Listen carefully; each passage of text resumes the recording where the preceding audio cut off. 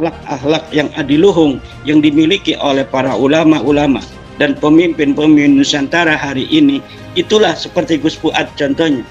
Ketika dia merasa, oh ini takut menyakiti, dia langsung mohon maaf. Tapi Bahar Smith ketika mengatakan bahwa Wali Songo tidak punya keturunan, dia mengatakan sendiri bahwa saya tidak akan mohon maaf sampai hari kiamat. Rizik Syihab telah memberikan provokasi perang, mengatakan laskar monyet, Kiai monyet dan lain sebagainya. Sampai sekarang tidak ada mohon maaf itu. Jadi nilai-nilai kedaerahan itu harus ditekan. Yang harus kita utamakan adalah nilai kebangsaan, keindonesiaan. Semacam hukum adat dan lain sebagainya yang dituduhkan kepada Gus Fuad itu nilai-nilai primordialisme yang membahayakan daripada persatuan bangsa dan negara. Senin kemarin sudah melaporkan narasi provokatif Rizik Syihab agar diproses secara hukum. Negara kita adalah negara hukum, panglimanya adalah panglima hukum. Kalau kita sudah melapor, ya jangan demo-demo. Biarkan para aparat hukum yang kemudian memandang apakah ini pantas untuk dilanjutkan ataukah tidak. Orang Nusantara enggak orang pintar semua, jadi ngerti lah. Nggak usah seperti maling lempar sembunyi tangan. Orang mereka yang jebur PKI di Indonesia mereka kok. Jadi nggak masuk akal lah. Di mana seorang Gus Fuad sudah memohon maaf dan mengklarifikasi. Nah, sabkul lisan itu lisan yang terlanjur bicara itu kan harus ditanyakan maksudnya seperti apa. Ketika Sohibul Kalam ini menerangkan maksud saya seperti itu, maka maksud yang disarah itulah yang kemudian yang harus diterima. Dan ini adalah luar biasa seorang Gus Fuad, di mana dalam masa perjuangan mengangkat harkat derajat martabat bangsa Nusantara dari sementara pengakuan sebuah klan yang mengaku dirinya sebagai cucu Nabi namun tidak terbukti, tetapi ketika ada bersinggungan Gus Fuad langsung mohon maaf. Itu adalah ciri bangsa Nusantara yang mempunyai peradaban dan akhlak yang diluhung bahkan sebelum Islam itu sendiri datang. Nah, berbeda dengan Bahar Smith misalnya yang dia telah menghina Wali Songo, keturunannya terputus. Dia mengatakan sendiri dengan lidahnya mensarah, saya tidak akan memohon maaf sampai hari kiamat. Nah, itu bedanya bangsa Nusantara yang luhur, yang merupakan terah-terah dari para raja yang mulia, yang kaya raya di masa lalu. Kemudian ada terah daripada terah kenabian dari Wali Songo.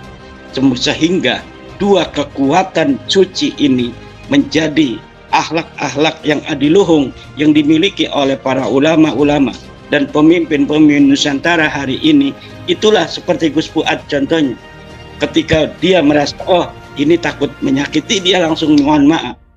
Tapi Bahar Smith ketika mengatakan bahwa Wali Songo tidak punya keturunan, dia mengatakan sendiri bahwa saya tidak akan mohon maaf sampai hari kiamat.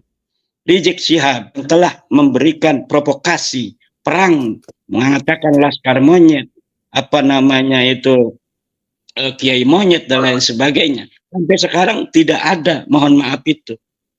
Inilah bedanya akhlak adiluhung Nusantara yang merupakan terah nutfah nabawiyah dan nutfah para kesatria Nusantara yang agung dan maha dilambari oleh nilai-nilai tinggi peradaban dengan orang-orang semacam mereka, Bahar Smith, Rizik Syihab dan sebagainya, yang sampai hari ini ketika menyatakan perang tidak ada klarifikasi dan mohon maaf, yang telah menimbulkan berbagai macam kegaduhan di daerah-daerah, tapi tidak ada mohon maaf. Kenapa? Akhlak. Disinilah mentalitas akhlak yang mulia atau akhlak yang tidak mulia. Dan Gus Fuad telah memperlihatkan kemuliaan akhlak Nusantara dengan beliau memohon maaf. Walaupun tidak mohon maaf ya, walaupun diproses dalam hukum. Ini kan penghinaan semacam ini, penghinaan yang tidak bisa masuk ke dalam delik karena orangnya sudah meninggal dunia. Orang yang harus melaporkannya Siapa? Tidak ada kan. Nah, kemudian walaupun ada, itu hanya 4 bulan ancaman hukumannya. Nah, tetapi dengan itu Gus Fuad memohon maaf karena memang itu mungkin akan menyakiti kalau salah paham dari ucapannya itu orang-orang yang mengagumi Idrus bin Salim Al-Jufri, dan itu sudah dilakukan. Saya kira ini adalah uluran tangan yang mesti untuk diterima oleh keluarga besar akhirat. Mari kita jadikan pengalaman beberapa hari ini, bagaimana kita bermuhasabah terhadap bagaimana kita berbangsa, bagaimana kita bernegara, bagaimana kita bersaudara antar satu daerah dengan daerah lain. Jangan memicu-micu nilai-nilai primordialisme yang dimana setiap daerah mempunyai primordialisme, dan kesejarahan bangsa Indonesia telah mengetahui bagaimana Yogyakarta, bagaimana Mataram di masa lalu yang mempunyai peradaban yang adiluhung, peradaban tinggi, para kesatria ada di sana dan lain sebagainya. Jadi nilai-nilai kedaerahan itu harus ditekan. Yang harus kita utamakan adalah nilai kebangsaan, keindonesiaan. Semacam hukum adat dan lain sebagainya yang dituduhkan kepada Gus Fuad itu nilai-nilai primordialisme yang membahayakan daripada persatuan bangsa dan negara. Seharusnya itu ditegur oleh aparat-aparat yang ada di sana. Karena apa? Kalau di sana punya adat, di sini juga punya adat. Di Jogja juga punya adat. Nanti kalau adat dengan adat, ini akan mencederai kebangsaan kita sebagai satu bangsa Indonesia, sebagai satu negara Indonesia. Kita harus mengedepankan nilai keindonesiaan di atas kedaerahan. Kita harus mengedepankan nilai-nilai keindonesiaan di atas suku, di atas agama apa yang ada di Indonesia. Agama ini tinggi, al-Islam ya'lu wa la yu'la alih. Tetapi dalam konteks keindonesiaan, agama ini dilindungi oleh negara, dilindungi oleh Pancasila, dilindungi oleh TNI kita, dilindungi oleh Polri kita, dilindungi oleh setiap desah napas dari bangsa Indonesia. Dan ini kita harus mengedepankan, saling hormat menghormati, saling harga menghargai, toleransi, saling maaf memaafkan ada kesalahan. Apalagi ini masih bulan Syawal. Ini masih bulan Syawal. Mari kita halal bihalal. Mari kita saling maaf memaafkan. Jangan narasi-narasi yang berpotensi memecah belah bangsa. PWI sebagai organisasi yang mengusung nilai-nilai peradaban tinggi, masa lalu kesultanan di Nusantara, ajaran-ajaran Wali Songo, dalam mereaksi Rizik Syihab misalnya, tidak dengan provokasi kembali, tapi kita dari Dewan Pimpinan Pusat terutama telah diinstruksikan oleh Ketua Umum Gus Abbas Bud bahwa yang harus dikedepankan adalah proses hukum. Maka di setiap daerah mulai hari Senin kemarin sudah melaporkan narasi provokatif Rizik Syihab agar diproses secara hukum. Negara kita adalah negara hukum, panglimanya adalah panglima hukum. Kalau kita sudah melapor, ya jangan demo-demo. Biarkan para aparat hukum yang kemudian memandang apakah ini pantas untuk dilanjutkan ataukah tidak. Kalau kita mengatakan panglimanya adalah hukum, seperti Abnaul Khairat kemudian melaporkan, tetapi kemudian mengadakan demo-demo untuk menuntut aparat bertindak tegas, bertindak dan langsung memproses misalnya, berarti itu tidak percaya 100% terhadap hukum yang ada di Indonesia. Tapi kita dari PWI akan memperlihatkan ketika kita sudah melapor kepada aparat kepolisian tentang provokasi Rizik Syihab, maka kita akan serahkan itu kepada pihak hukum. Kita tidak akan demo-demo menuntut agar pemerintah atau pihak kepolisian segera untuk memproses. Tidak.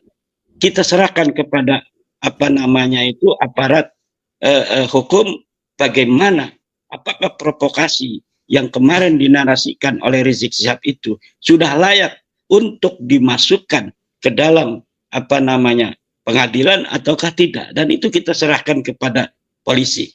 Dan saya kira inilah pembelajaran yang dibawa hari ini, dipertontonkan, diajarkan oleh perjuangan Wali Songo Indonesia agar menjadi contoh bagi bangsa-bangsa lain yang hari ini sudah berada di Indonesia, kita terima dengan tangan terbuka.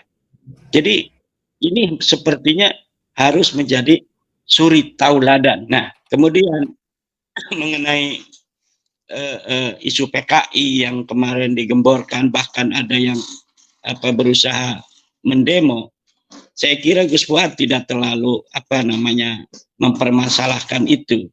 Buktinya PWI Jogja dan sekitarnya laporan kepada saya, Kiai, katanya kita mau jaga di rumah Gus Fuad, tapi ditolak katanya. Jadi ketika ada ancaman demo sejak beberapa hari yang lalu, itu PWI Jogja dan kabupaten-kabupaten di Jawa Tengah sekitar daripada Jogja itu ingin menempatkan pasukan laskar di sana di Pondok Pesantren Gus Fuad, tapi Gus Fuad dan keluarga Pondok Pesantren Raudatul Fatihah menolak. Biarkan aja, enggak apa-apa, enggak usah jaga-jaga katanya.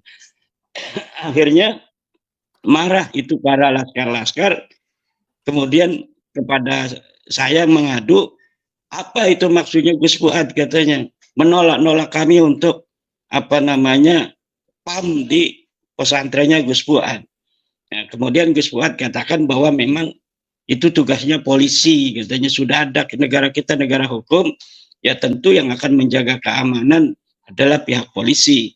Ya, kalau yang jaga itu laskar, nanti terjadi bentrok antar pribumi, itu tidak diinginkan oleh Gus Fuad sama sekali. Dan saya kira Gus Fuad tidak akan melaporkan itu. Kalau keluarga besar dari Wonokromo yang lain mungkin saja ya. Tapi kalau Gus Fuad, kira dan saya berusaha untuk memahami beliau tidak akan mempermasalahkan itu, dan beliau sendiri tidak akan melaporkan secara pribadi. Tapi keluarga besar beliau kan besar di Jogja itu, hampir seluruh kiai-kiai yang ada di Jogja itu ada kaitan persaudaraan dengan Gus Fuad Pleret, terutama dari kiai-kiai terah Keraton Yogyakarta dan Surakarta. Nah, saya kira ini yang akan jadi masalah kalau misalnya pihak daripada Sulawesi Tengah itu pun semakin menunjukkan kedaerahan, maka saya khawatir juga nanti tokoh-tokoh ulama Yogyakarta itu juga akan memperlihatkan kedaerahannya. Tentunya ini akan mengganggu stabilitas kita sebagai bangsa yang bersaudara, bangsa yang mengedepankan toleransi, bangsa yang mengedepankan maaf gitu kan. Coba bagaimana Gus Fuad langsung minta maaf gitu. Karena memang walaupun bahasanya terlihat itu Mas Rifki, sepertinya yang dialamatkan kepada Idrus Al-Jupri sepertinya. Tetapi ketika beliau mengambil ayat kunu qiradatan khasiin, di mana ayat itu menerangkan tentang bagaimana akal-akalan Yahudi di dalam mengakali perintah Tuhan. Nah, itu sebenarnya beliau kemudian mengklarifikasi bahwa yang beliau maksud sebagai monyet itu adalah usaha-usaha orang-orang yang ingin menjadikan Idrus Al-Jupri sebagai pahlawan, kemudian tanpa memenuhi syarat. Jadi ingin dipaksakan. Jadi bukan Idrus Al-Juprinya, tetapi usaha-usaha akal-akalan seperti Yahudi yang kemudian dikutuk oleh Allah menjadi kera. Nah, itulah yang dimaksud, dan itu beliau sudah klarifikasi. Dan saya kira itu harus diterima oleh keluarga besar Abnaul Khairat, di mana seorang Gus Fuad sudah memohon maaf dan mengklarifikasi. Nah, sabkul lisan itu lisan yang terlanjur bicara, itu kan harus ditanyakan maksudnya seperti apa. Ketika Sohibul Kalam ini menerangkan maksud saya seperti itu, maka maksud yang disarah itulah yang kemudian yang harus diterima.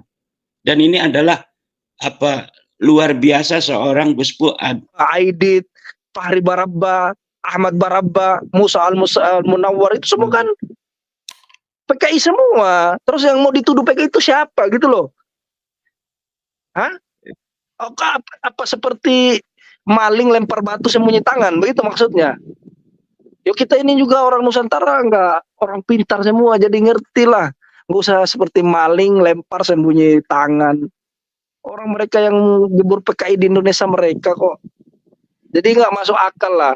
Kalau menurut saya, kalau seandainya suatu saat nanti kalau mau jor-joran di depan hakim, kita jor-joran aja sekalian. Siapa sih yang PKI sebenarnya? Siapa sih yang nasab palsu sebenarnya? Ya. Kalau saya Kiai Imad ya, punten ya, mohon maaf.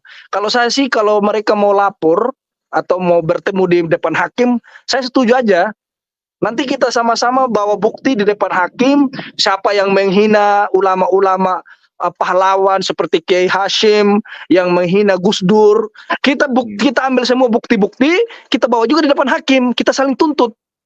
Kita lihat, mau nggak pemerintah mengambil jalan tengah untuk menghakimi yang salah, atau pemerintah mau membela Ba'alawi, itu aja. Kita punya bukti banyak kok. Faisal Assegaf menghina Kiai Hashim, kan banyak. Ya udah, kalau memang mau ngelapor-lapor, kita jor-joran aja gitu loh. Sekarang pertanyaan saya, ketika Rizik Syihab mengatakan ke Gus Dur buta mata buta hati, apa ada Abnaul Nahdiyin mereka mengatakan mereka telah menghina Kiai Gus Dur, terus mengatakan, oh ini Ba'alawi monyet segala macam? Nggak ada. Karena orang Nusantara itu diajari sopan santun. Sekarang baru dihina satu tokoh mereka saja sudah emosi. Ini kiai-kiai monyet, pasukan monyet, jenderal-jenderal monyet. Makanya kalau mau ajur-ajuran di depan hakim, ya udah sekalian aja gitu loh. Jangan, nggak usah minta maaf sama mereka, nggak usah kita takut-takut. Ya udah, kita bawa bukti, mereka bawa bukti, kita hajar-hajaran depan hakim. Itu aja. Itu kalau saya ya. Ini pendapat saya. Gak usah nanggung-nanggung lah, kita punya bukti banyak.